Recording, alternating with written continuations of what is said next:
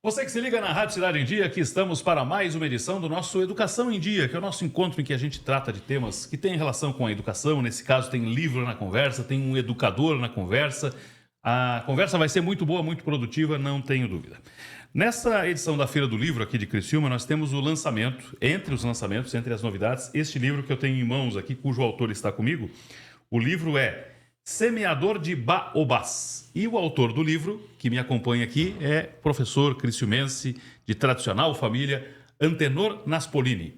Lhe chamam de Maneca também, né, professor? Sim, tudo bem? o meu nome é Antenor Manuel Naspolini. Ah, bom. E o tá aí. Manuel, da infância, era Maneca. Era Maneca. Então, na verdade, a nível familiar, eu sou conhecido como Maneca. E a nível profissional, como Naspolini. Naspolini. É. E Antenor, alguns amigos também me chamam de Antenor e alguns abreviaram Naspolini para Naspo. Ou seja, É variável. de acordo com o cenário muda aí o... Mas a pessoa é a mesma, evidentemente. Bom, o senhor é filho de uma família muito tradicional e tem entre os seus numerosos irmãos o nosso Arquimedes Naspolini Filho aqui. São muitos irmãos, né, professor? A família são 16 irmãos. 16. É. 16 irmãos. Eu sou o 11º. 11º. E o Arquimedes é o 12º. Ah, ele vem logo após. Quando ele é Arquimedes Filho, porque é 12º, então o pai e a mãe disseram, vamos botar o nome de filho e vamos encerrar a produção por aqui. Mas não avisaram a cegonha, vieram mais 4 depois. Vieram mais 4 depois. Eu já tinha nascido, me salvei pelo gongo. Muito bem. Professor, olha só. O senhor teve uma educação de base, os seus primeiros passos enquanto estudante na educação foram aqui em Criciúma. A sua criação se deu aqui na cidade, depois que o senhor foi ganhar o mundo aí, professor? Exato. Inclusive no livro, eu não sou um capítulo no sentido tradicional, ou seja, você pode abrir o livro em qualquer página e ler aquele cenário. Eu dividi em cenários, são cenários da minha vida. Certo. O primeiro cenário é Raízes e Asas, o título. Então, raízes, né? Profunda, e asa para voar. Na verdade, as minhas raízes e asas estão em Criciúma, no bairro Arquimedes Naspolini. Meu pai e minha mãe foram fundamentais na minha vida, na educação e em princípios. Tive conversas muito interessantes com meu pai na vida dele e que me orientaram na vida. E uma professora primária da nossa escola, certo? Meu pai foi buscar na 4ª linha para o bairro Naspolini, a escola que ele criou no terreno dele. Essa professora morou na nossa casa até casar, com 6 ou 7 anos. Foi assim, então? E essa professora marcou minha vida porque era uma professora muito competente. Inclusive, crianças de outras comunidades que tinham escola frequentavam a nossa escola, por causa da dona Iria Zandomênio de Luca. Que é nome de escola. Hoje é o nome da escola, a escola era Arquimedes Naspolini, o nome da escola. Eu propus para mudar para o nome dela. A ideia foi sua. Exatamente. Até porque já tem o bairro. Com toda a família foi aprovada, porque a professora Dona Ira é uma pessoa muito, muito querida de nós todos, né? E ela marcou o bairro. Então hoje a escola tem o nome dela. Perfeito, perfeito. Então a professora Iria foi muito importante na sua... Sem dúvida, seu sem início. dúvida. Eu acho que o livro aqui tem 13 cenários, mas na verdade o primeiro cenário e o segundo, eles são pano de fundo de todo o livro. Entendendo bem o primeiro e o segundo cenário, você vai ver que eu voei pelo mundo, eu estive nos 5 continentes a serviço. Até eu digo que eu estive nos 5 continentes sem pagar conta, porque foi a serviço, né? Mas isso se deve, inegavelmente, a essas raízes e asas, né? Que eu adquiri na infância com a família e com a dona Iria, na minha escolinha estadual, escola pública. Eu sou Então, defensor da escola pública. Aí está um originário de escola pública provando que desde sempre, né, estamos falando de algumas décadas passadas, a escola pública pode sim ser berço, cenário de potenciais futuros. Pode. Né? E no Ceará, onde fui secretário de Educação, nós mostramos isso. Nós pegamos a educação no Ceará em péssimas condições. Inclusive, depois de um mês que estava como secretário, veio um prefeito municipal e me disse, Naspolini, no meu município, a professores não é só leigos, porque o leigo é que não tem formação pedagógica para lecionar. Um médico pode ser um professor leigo de biologia, porque não tem formação pedagógica, mas tem conhecimento profundo. Não é professor leigo só, tem professor analfabeto na rede. Eu digo, bom, como é que é, prefeito? Eu chamei no primeiro contra-cheque, eu quis ter a assinatura deles. E 18 assinaram com o dedão. Professores. Aí ele perguntou, mas professora analfabeto? Ela disse, seu prefeito, para distrair as crianças não carece saber ler e escrever. Ou seja, era um distraidor de criança. Porque também ganhava como distraidor de criança, era um cabo eleitoral de um vereador, de um prefeito, de um deputado, era um cabo eleitoral. Isso terminou Totalmente. Então, o professor tem que entrar pela porta da frente, concurso público, feito pela universidade, não por um escritório encomendado já com cartas marcadas. Olha, vou te encomendar aqui, mas esses aqui vão passar. Não. Universidade pública faz o concurso. Então, o professor entra pela porta da frente, entra de cabeça erguida. Ele conquistou a vaga. Eu recebi vários depoimentos de professores que disseram, olha, eu nunca concorri aqui naqueles concursos fajutos que se fazia, porque a minha família é de oposição à prefeitura, eu não tinha chance nunca. E a hora que se abre um concurso sério, as pessoas comparecem. Se dizia, não, nem adianta abrir o concurso, que não tem gente para concorrer. Foi o dobro do que nós queríamos. Ou seja, há pessoas habilitadas, há pessoas competentes, o que falta é condições e apoio. Olhando o livro, já encontro uma passagem pessoal aqui, um flagrante do seu casamento em 65, não é? Com a dona Estela, e ao lado o seu Arquimedes e a dona Eleonora. Exato. Sobre os quais o seu irmão Arquimedes fala muito aqui, inclusive, né? Com muita frequência. Isso é em 65. A sua formação acadêmica, ela veio como, onde, no quê? Como é que foi a sua formação acadêmica, professor? No Raízes e Asas também, Asas, eu fui seminarista. Certo. Em São Lugero, depois em Tubarão, em Azambuja, Brusque e Viamão, no Rio Grande do Sul. Então, essa formação foi muito fundamental para mim, foi um curso fundamental, educação básica de hoje, não é? Primeira, oitava série, depois ensino médio e ensino superior, filosofia. Sou formado em filosofia pura. Certo, então a sua formação é de um seminarista. Sim. Mas o senhor queria a carreira religiosa ou foi daqueles muitos jovens que buscou esse caminho como uma formação mais sólida? Na verdade, eu conto um pouco no livro, até me perguntando por que fui para lá, para o seminário. É que aqui no bairro, ou em Criciúma, na ocasião, não havia mais estudo. A escola encerrava por aí. Então, meu pai sugeriu à professora que eu repetisse a quarta série. Dona disse, de jeito nenhum, a expressão que ela usou, ele tem cabeça boa, tem que ir para frente. E se ficar repetindo, ele vai se desinteressar para as matérias e vai responder as perguntas que a gente faz e os outros colegas vão ficar, certo? Sem querer aprender. Então, se eu procurei outro lugar, aí apareceram 3 prospectos para mim. Do Colégio Deon de Tubarão, de São Lugero e de Turvo. E para São Lugero tinha 2 colegas meus do ano anterior, do bairro. Valdenir Zanetti. O Valdenir Zanetti, foi meu colega de infância, de bairro, de seminário. Não é? O Zé do Mato. Zé do Mato. E o João Zanata, que era vizinho, cuja mãe era Naspolini também. Bom, os 2, todo mês, vinha uma carta deles, mostrando só coisa boa que tinha lá. Eu não tive dúvida. Não, eu queria estudar e a porta se abriu por aí. Agora, depois que você entra lá, eu uso a expressão, é como você entrar num rio. Para ir a favor da corrente, basta algum movimento, ou até boiar simplesmente e a corrente te leva. Quiser sair dali, tem que fazer força. Quiser nadar contra a corrente, muita força. Muito complicado. Muito complicado. Mas então foi um bom período para o senhor? Eu só agradeço a Deus ter passado esse período. Só agradeço a Deus. Inclusive, defendi nas Nações Unidas, eu fui delegado do Brasil numa conferência internacional, onde só se falava da escola primária. Até 6 anos, isso era um luxo para quem já resolveu a escola primária. Eu entrei com uma tese diferente que surgiu da onde? Da filosofia, da lógica. Começar bem, quem começa bem vai mais longe. Começar bem tem chance de ir mais longe. Então, vamos começar bem. Aí surgiu um princípio que depois eu adotei. Tudo se decide antes dos 6 anos. Tout se joue avant 6 ans. Ou seja, uma boa escola, tendo saúde, nutrição, afeto e estimulação nos primeiros anos de vida, essa criança vai. E a dona Iria, minha professora, quando fez 75 anos, fizemos uma homenagem para ela. Eu perguntei, dona Iria, se a senhora fosse a secretária de Educação de Santa Catarina, qual era a sua prioridade? Ela olhou para mim, não tem nem dúvida, primeiro ano de escola. Porque a criança que desemburra bem, ninguém mais segura. Olha só, desemburra bem. Isso.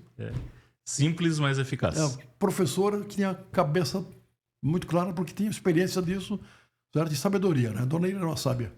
Ô professor, aí concluído o seminário, concluída essa sua formação, qual foi o rumo posterior? O que o senhor foi fazer depois? Eu fiz licenciatura na Universidade Federal de Florianópolis e fiz mestrado na PUC do Rio.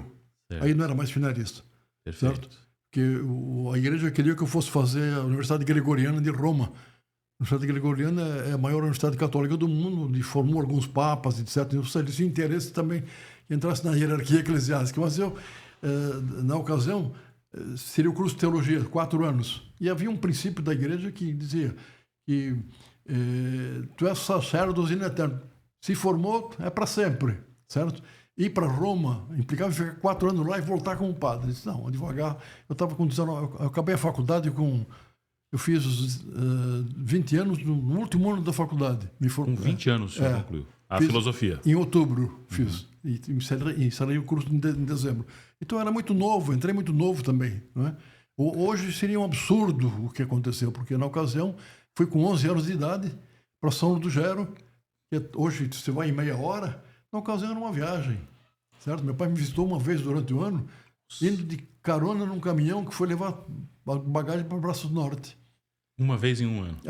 Isso você viu seu pai? É outro tempo, mas eu não estou xingando ninguém, porque graças a Deus comigo deu certo e eu só tenho a agradecer.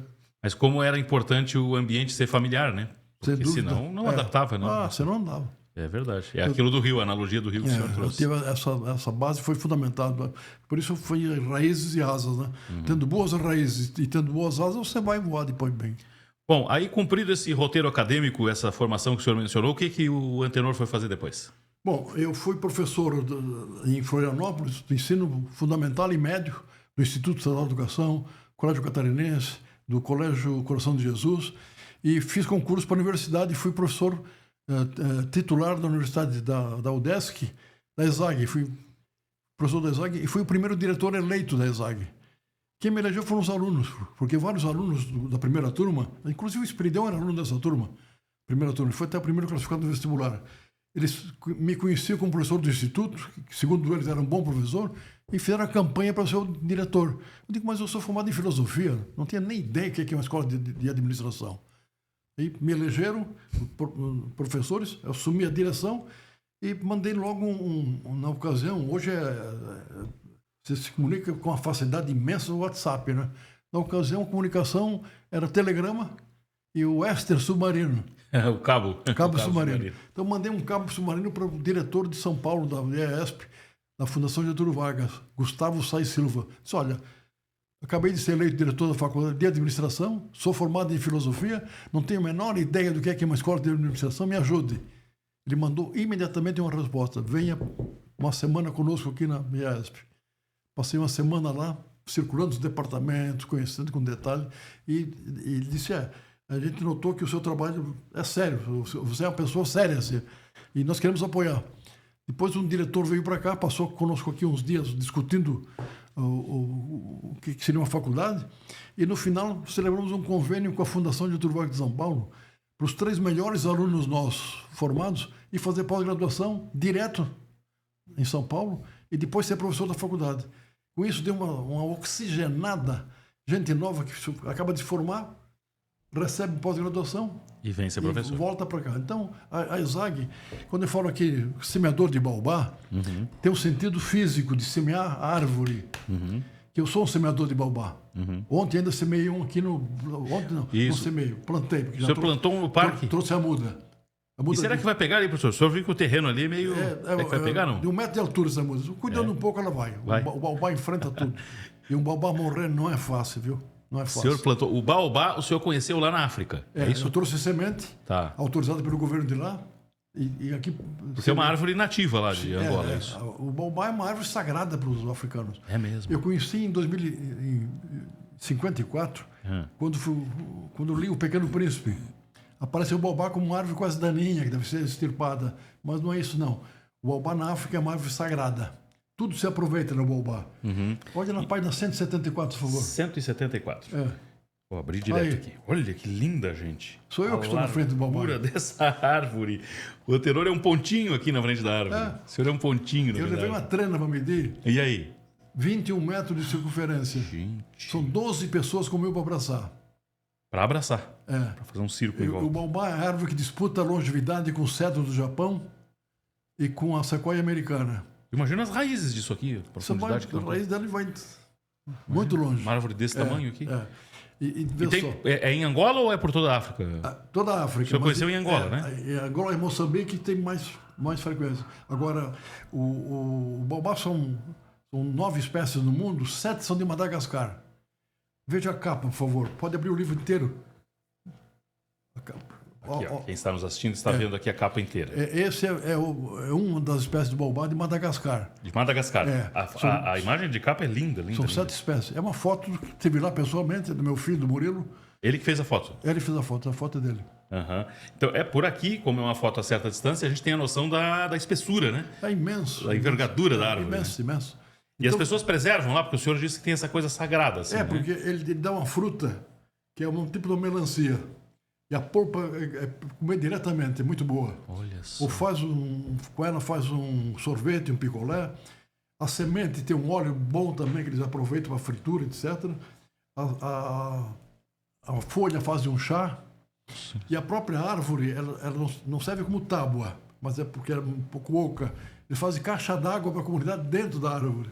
A árvore vira uma caixa d'água. Em alguns lugares a rodoviária é o baobá, porque dá uma sombra imensa, uma construção, então espera um ônibus debaixo do baobá. Eu imagino a sombra disso aqui, porque é uma árvore enorme dessa. Enorme. Né? Maravilha. Então, e daqui baobá, vem o nome do livro. O semear, porque eu sou um semeador físico, tenho planta, tenho mais de 80 mudas, e no Ceará vários amigos já receberam, aqui também. Mas no sentido do baobá como algo duradouro. Certo? Vê só, eu nasci em tempo de guerra. Tenho 2 imagens da minha infância com 5 anos. Você pode perguntar, mas já vai se lembrar dos 5 anos? Eu me lembro porque foi o fim da guerra. E lá no bairro, meu pai construiu um clube. E eu estava vendo, caiu uma tábua quase bate num operário. E foi construído em 45. Fim da guerra. E me lembro que o senhor passou a cavalo no bairro, gritando, acabou a guerra. E o pessoal aplaudia, todo mundo gritando. Oh! O senhor lembra disso? Me lembro. O sujeito passando a cavalo? O cara passou a cavalo, acabou a guerra. Foi assim que o bairro ali soube do fim da guerra? Soube. Eu não sabia o que era guerra, mas vi que o pessoal aplaudia, vibrava, né? Tinha alguma coisa boa. Bom, eu tinha uma experiência toda ligada à educação, contra a guerra. Passaporte, eu tinha passaporte particular, meu passaporte italiano, passaporte das Nações Unidas, passaporte de serviço, diplomático. Para que tanto passaporte? Minha proposta é que houvesse não um CG1, certo? Mas um CP público, ou seja, com uma carteirinha, fosse para o mundo todo. Sonhei com isso. E esperava nessa idade encontrar isso. O que você encontra hoje? Você liga a televisão, se torcer, sai sangue. Uhum.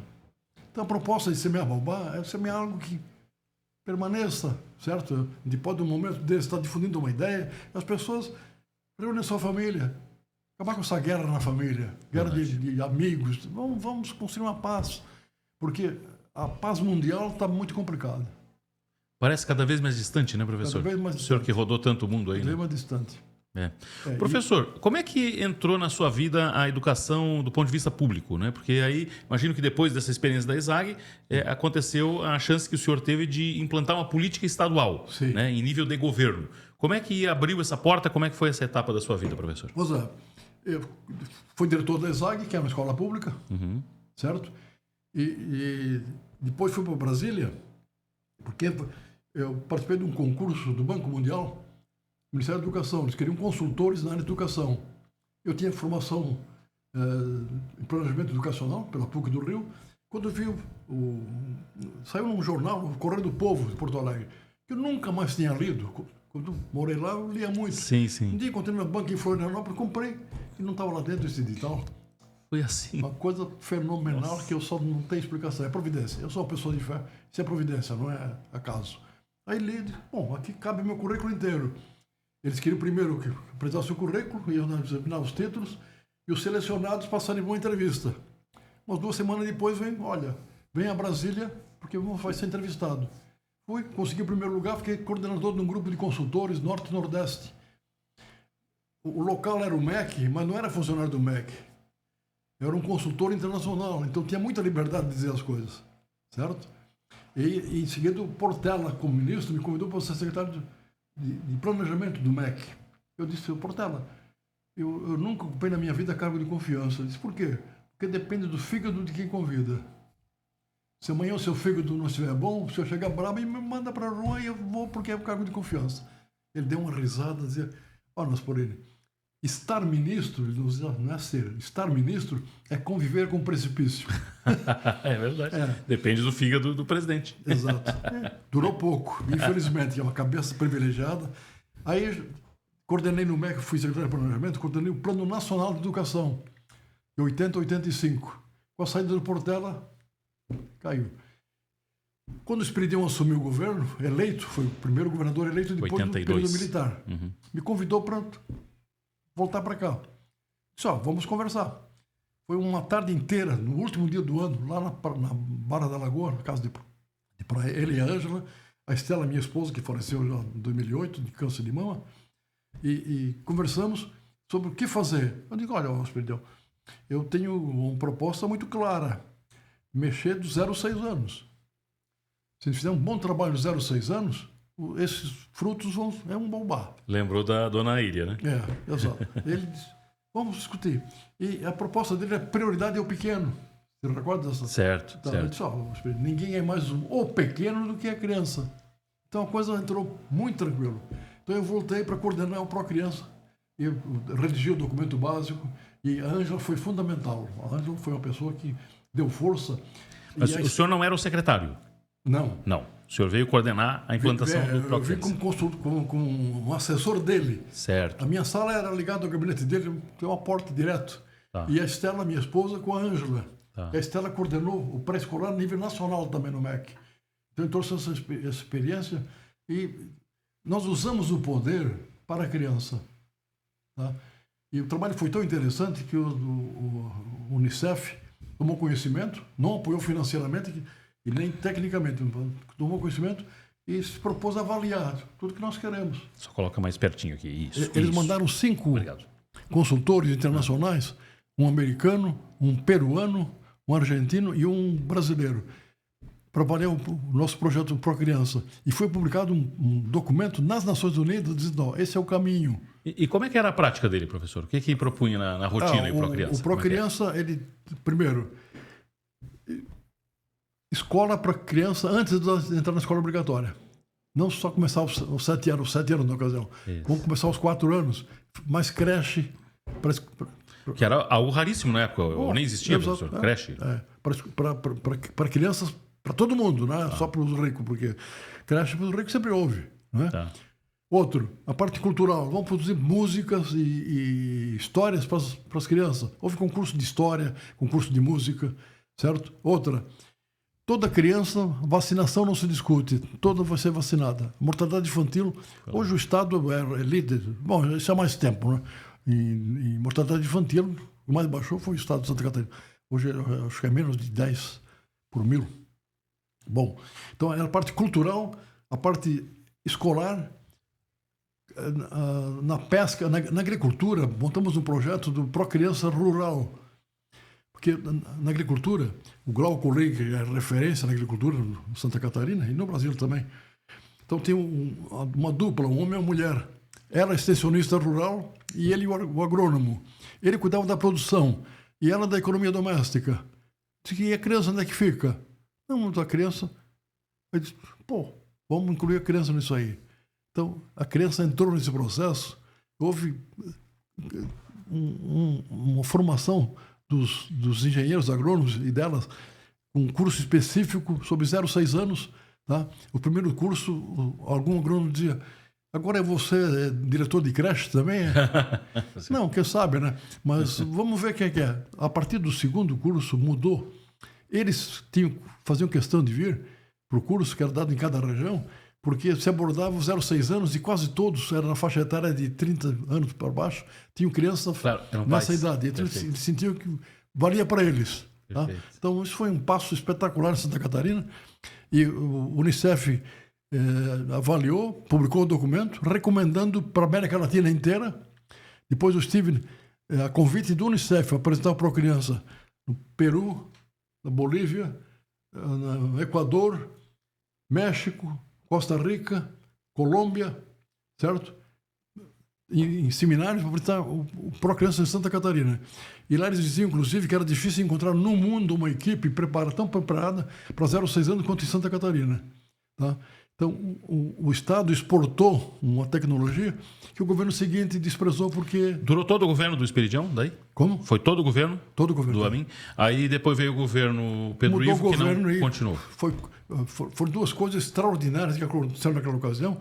O Pró-Criança e a democratização da educação em Santa Catarina. Foi um processo que debate em cada escola, depois em cada município, em cada região e no final, congresso em Lages, com 700 e poucos participantes que tinham sido eleitos na escola, no município e na região. Ou seja, aqui está um supra-sumo das pessoas eleitas para discutir educação em Santa Catarina.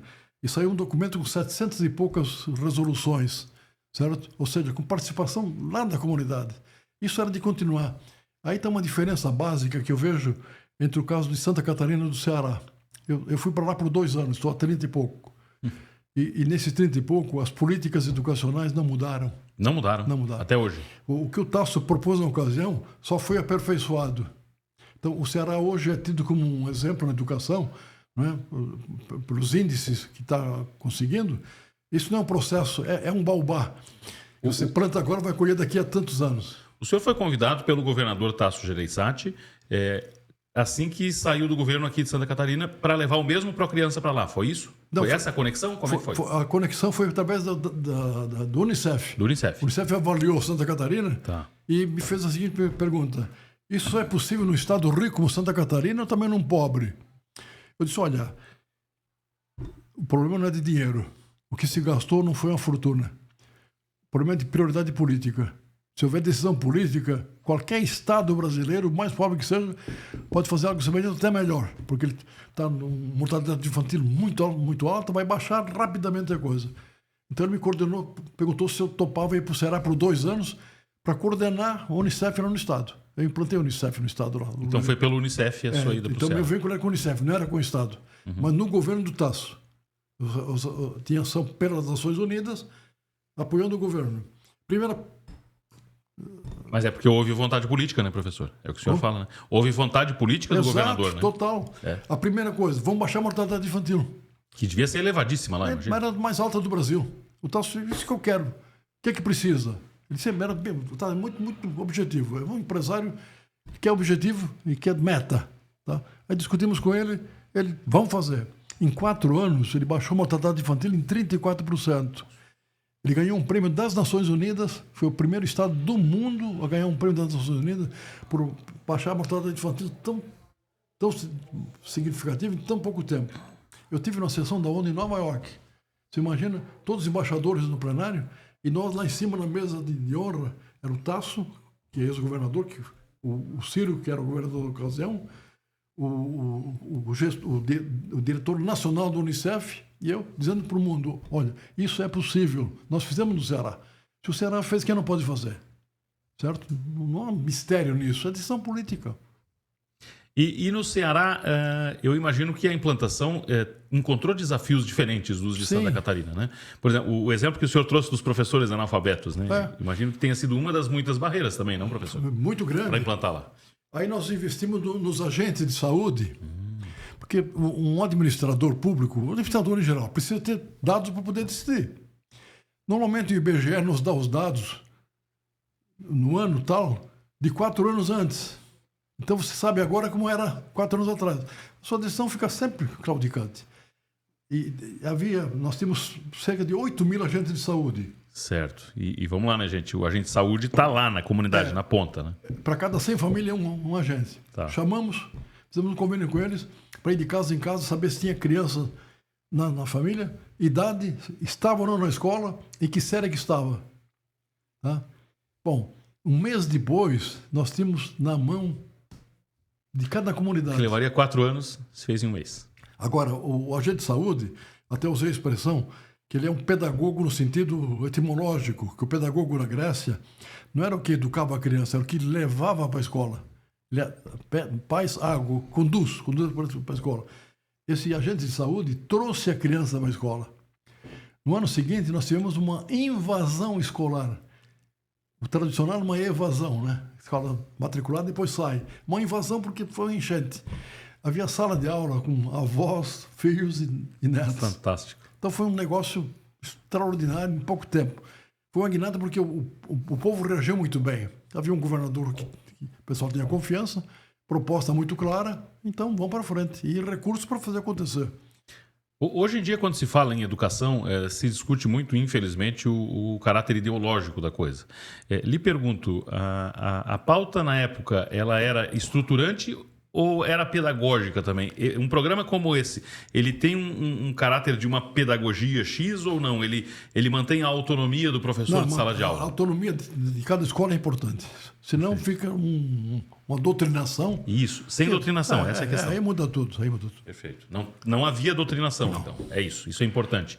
Porque quando se fala em programas como esse, às vezes alguém pode fazer uma interpretação dessa, mas em nenhum momento... de eleger. Isso, exato. Mas não existiu isso, não. E aí é algo também que reside na vontade política do governador de dar exceções havia, mas o atacado não era assim de jeito não.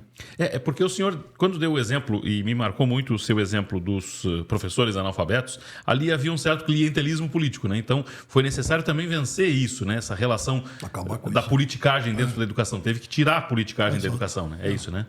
Para fazer funcionar, senão não funcionava. Foi muito importante isso. A formação do professor e a entrada pela porta entra pela porta da frente, de cabeça erguida. Você não deve a ninguém, deve a sua capacidade. Passa no concurso público, feito pela universidade. Professor, um programa como esse, ele teria condições de ter escala nacional num país das dimensões do Brasil? Cada estado brasileiro tem as suas características, né? Nós temos aqui um continente, né? E cada região, imagina, do estado brasileiro eu conheço quase todos. Só não conheço Roraima, que não estive ainda. Mas eu conheço, estive lá, é diferente, né? No Ceará são 184 municípios, eu estive pessoalmente em 178, só não estive em 6 municípios. Então havia lugar que a banda de música esperava, dizia, mas por que, prefeito? Eu sou um secretário, vim para prestar um serviço. Nunca apareceu aqui um secretário de Estado, é a primeira vez. Olha só, tinha banda de música esperando. Então eu ia conferir. Isso dá credibilidade, né? Eles veem que a pessoa está lá com um trabalho sério, né? Então o Brasil é um continente, né? Então tem que ver teria que ser a peculiaridade de cada estado. Então, mas em cima disso dá para ter diretrizes nacionais e tocar o barco com mais velocidade, sem dúvida nenhuma. Bom, e isso lhe levou a uma série de experiências de cunho internacional. As suas experiências de cunho internacional estiveram diretamente vinculadas a esse projeto ou a outras experiências também, professor? Houve dois tipos de experiência. Um foi o convite também do Unicef para expor o Pró-Criança e a reforma da educação de São Paulo. Tem um artigo meu na revista da USP, de 2002, onde eu conto com detalhe a reforma da educação básica do Ceará. E isso circulou também pelo mundo. Então, muito convite para apresentar o que é que a gente fez. Outra coisa era palestras em seminários sobre as duas experiências. E a outra foi em Angola. Em Angola foi uma consultoria lá de 2003 até 2008. Eu passava 3 meses no Brasil e 3 lá. E fui a Angola depois do fim da guerra. A guerra durou 30 e poucos anos. Quando a guerra acaba, acaba o tiroteio. Mas as famílias são destruídas. Havia um programa de televisão que mostrava a foto do Denis. Esse aqui é o Denis, com tal idade. Ele desapareceu no ano tal, em tal lugar. Se alguém tiver notícia... Nossa, o tempo inteiro isso, imagina. Sempre. E desaparecidos. Para recompor a família. Porque teve um problema muito sério das minas terrestres também lá, né? Acho que até hoje ainda tem, né? Mina terrestre enterrada lá, né? Então, isso é um país destruído. E ele veio a ideia de, olha, vamos reconstruir o país com calma. Era a ideia do Balbar novamente. Vamos botar a criança como foco. Essa criança sofreu a guerra, mas não andou com arma na mão. Não matou ninguém. Havia um ritual macabro para reintroduzir quem esteve na guerra e matou alguém. Nem conto porque é triste. E era um ritual deles lá. Bom. Tem algo disso no livro, professor? Essa passagem? Tem um artigo aí, mas eu não detalhei. Aí tem um cenário que é na África, certo? Onde eu conto um pouco essa história. E fiz, inclusive, uma crônica da chegada, simplesmente descrevendo o que eu estava vendo. Então, tinha um momento que eu olhava assim, bom, isso aqui é uma procissão com santo invisível. Era tanta gente caminhando. Mas por quê? Não há ônibus, o pessoal não tem dinheiro para pagar táxi também é pouco, certo? Então, caminha, né? E muitas mulheres com frutas, balaio na cabeça, que levam para vender, certo? Bem primitivo a coisa. Olha, se a gente conseguir botar criança 0 a 6 anos com foco, a gente começa a recompor o país em torno da criança. Fizemos um seminário nacional e aprovamos 11 princípios para melhorar a vida da criança. E esse princípio permaneceu até hoje. Foi em 2004 isso. Cada 2 anos faz uma avaliação. Começou nacional. Depois em cada um dos... Lá são províncias, nossos estados, né? Lá são 18. Em cada província, algo semelhante. Hoje, em todos os municípios são com a estrutura assim. Então a coisa foi... E surtiu efeito. Muito efeito. Mas a mortalidade infantil de Angola era a mais alta do mundo. Triste. Tu vê na rua isso, né? É um aspecto visível, fotografável até, né? E me parece que tudo isso que o senhor nos conta, professor, coloca em prática aquela que muitos utilizam como tese e fazem até exploração política disso, é de que é fato que a educação é a saída para muitos dos nossos problemas sociais de hoje em dia, professor. Sem dúvida. Em qualquer parte, não só na realidade brasileira. Sem dúvida. O caminho é a educação. Muito mais num país pobre como esse, né? Quando o país já atingir um certo nível, no fim, o emprego e renda ele vai se equilibrando por outros caminhos. Uhum. Mas se não tiver uma educação, você não sustenta. Mas é que muitos países deram a volta por cima justamente por investir recursos maciços em educação, né, professor? Exato. Temos exemplos modernos, a Coreia do Sul, e parece que o próprio avanço da China tem os tigres asiáticos todos, né? Vietnã, é verdade, aqueles países têm progredido muito por isso, né? E outras culturas mais antigas se estabeleceram também. Os países nórdicos todos, né? Os nórdicos, é verdade. Austrália, Canadá, esses países são países que priorizam muito a educação, né, professor? Ou seja, tem caminho, né? No caso do Brasil, né? Se a gente olhar para toda essa multiplicidade do Brasil, mas o senhor tem o sentimento de que até hoje o Brasil não investiu o que devia em educação? O que falta para o Brasil dar esse salto? Sem dúvida. Falta ser uma prioridade de fato, o povo exigir, porque o governante vai fazer as manobras dele lá, né? Geralmente. Há exceções também, mas é o povo mais que cobre mais das autoridades resultados, certo? Em geral, fica um pouco... Quem é eleito, depois de eleito, toca o barco por conta dele, não é? Você elege e 4 anos depois vai reeleger ou eleger outro. Mas não há uma cobrança permanente de resultados. Acho que temos que evoluir muito nisso. A população cobrar resultados dos governantes. E os países nórdicos, você falou, um primeiro-ministro anda com o carro dele. É verdade. Usa transporte público. E mora na casa dele. Aqui a primeira coisa que vai é morar na Ilha da Fantasia. O palácio. É verdade. Então, é toda uma cultura de... Isso é outro papo, viu? É outro papo. Professor, parabéns pelo livro. É uma bonita trajetória que precisava, de fato, estar documentada. E aqui está documentado, gente. Primeiro com essa capa maravilhosa. E o que eu quero saber, por fim, professor, é o seguinte: se nós vamos ter um baobá florindo ali no Parque das Nações. Exato. É só a turma cuidar bem, professor. No Parque das Nações plantamos ontem um baobá. Ele está com 1 metro de altura, mais ou menos. E estava num vaso. E quando fica num vaso, ele se torna um pouco é uma contradição, né? Que bonsai é miniatura, né? E um bonsai gigante é uma contradição. Mas de um baobá não deixa de ser um bonsai gigante, porque ele começa a dar volta dentro do vaso. E eu depois expus, dá umas figuras muito interessantes. Mas o bom é pôr no chão, num lugar que tem espaço. Mas ele já está plantado lá. Já está plantado, está num espaço bom. E, por coincidência, lá o parque tem o nome do meu tio, Cincinato. Exatamente. Foi prefeito de Criciúma, um tio muito querido. Né? Foi o primeiro autoaviação Uruçanga, autoaviação Uruçanga, que fazia Criciúma, Siderópolis, Criciúma, Uruçanga. Né?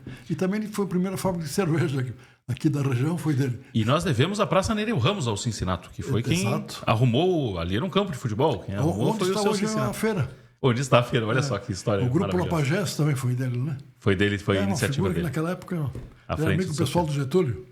Cincinato nas Polini, verdade. Professor, muito bom recebê-lo aqui, muito obrigado, parabéns pelo livro e pela trajetória. Eu que agradeço. essa oportunidade. Muito obrigado. Imagina. Esse conteúdo, gente, está à disposição no canal da Rádio Cidade em Dia no YouTube. Lá no canal da Cidade em Dia no YouTube você encontra o Educação em Dia dessa edição, podcast aqui do Grupo SC Todo Dia de Comunicação, que teve a satisfação de receber o professor Antenor Naspolini. E você que acompanhou esse conteúdo da Rádio Cidade em Dia no canal, no Dial, no 89,1 FM, pode conferir também no YouTube. Muito obrigado pela sua audiência e até a próxima.